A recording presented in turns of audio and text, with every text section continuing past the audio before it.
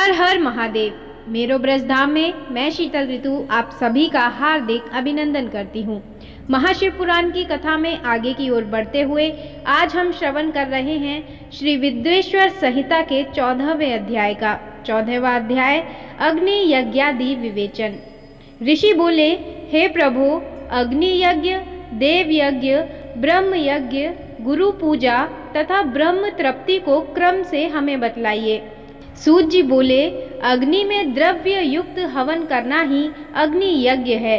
हे ब्राह्मणों, यह अग्नि यज्ञ कई प्रकार का होता है। एक तो वह जो समिधा अग्नि में हवन की जाती है, दूसरी ब्रह्मचर्य अग्नि जिसमें ब्रह्मादिक का बाहुल्य होता है। जब तक विवाह नहीं होता तब तक वह ब्रह्मचारी है।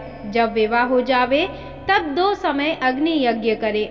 परंतु जिन महापुरुषों ने अपनी आत्मा में ही अग्नि आरोपण की हो और वनवासी हो, तो ऐसे पतियों के लिए समय पर थोड़ा और हितकर भोजन कर लेना ही अग्निहोत्र है। विवाह के समय से अग्नि संधान को सदैव सुरक्षित रखना योग्य है। उसे कुंड या भांड में रखे जो कि सर्वदा सुरक्षित रहे और कभी न बुझे। ऐसी अग्नि अजस्त्र अग्नि कहलाती है।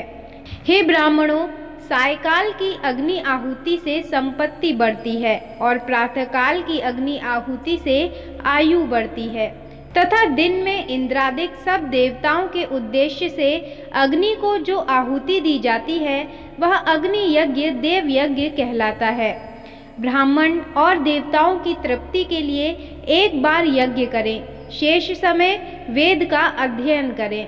हे ब्राह्मणों, अब एक और आदर्श सुनो। आदि सृष्टि में करुणाकर महादेव जी ने सर्व लोकों के उपकारार्थ सर्व औषधियों की औषधि प्रथम अपना वार अर्थात आदित्य वार बनाया और पुनः सप्ताह के शेष 6 दिनों को उनके गुणों के अनुसार उनकी वैसी रचना की।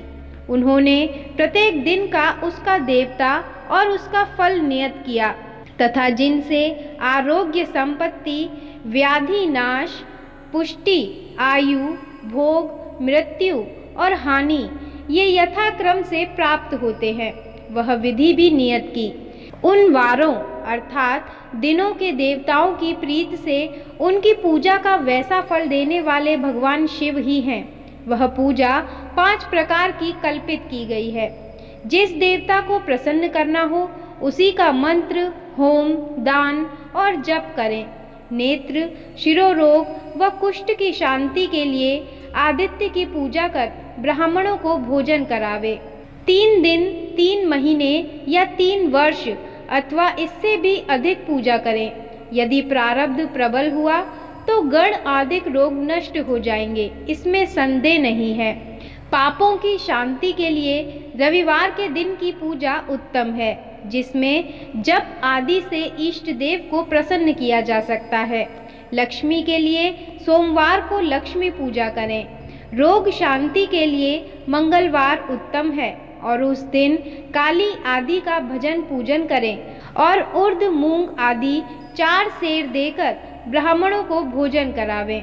बुधवार के दिन विष्णु का दही से व अनेक प्रकार से भजन पूजन करें तो सर्वदा पुत्र, मित्र, कलत्र अर्थात स्त्री की पुष्टि होवे। बृहस्पति का दिन आयु वर्धक है। इस दिन ब्राह्मणों को गौ देवताओं को उपवीत वस्त्र चढ़ाकर क्षीर, दूध, घी से उनकी पूजा सेवा करें। भोगों का इच्छुक शुक्रवार को जितेंद्रिय हो षटरस भोजन युक्त देवताओं और ब्राह्मणों की पूजा करें। स्त्री प्राप्ति के लिए शनिवार के दिन रुद्र आदि का भजन पूजन करें और तिल का होम, तिल का दान और तिल का भोजन करावें। साथ ही उन दिनों के उन देवताओं को नित्य पूजा, स्नान, दान, जप, होम और तर्पण करते रहें। देश, काल, पात्र का विचार कर जो श्रद्धा सहित इन वारों के नियम का पालन करता है उसे इस देवोपासन द्वारा सब कुछ प्राप्त हो जाता है। ब्राह्मणों को मंत्र पूर्वक और शूद्रों को तंत्र विधि से पूजन करना योग्य है। धनाभाव हो तो तप से देवताओं की उपासना करें, धनी हो तो धन से पूजा करें, परंतु जो कुछ भी करें श्रद्धा से करें। फिर तो उसके इस प्रकार करते रहने से समयानुसार उसे ज्ञान की प्राप्ति हो जाएगी। जो ब्राह्मण इस अध्याय को पढ़ेंगे या सुनेंगे और दूसरों को सुनाएंगे, उन्हें देव यज्ञ का फल प्राप्त होगा। इति श्री शिव महापुराण विद्वेश्वर संहिता का 14वां अध्याय समाप्त। ओम नमः शिवाय। हर हर महादेव।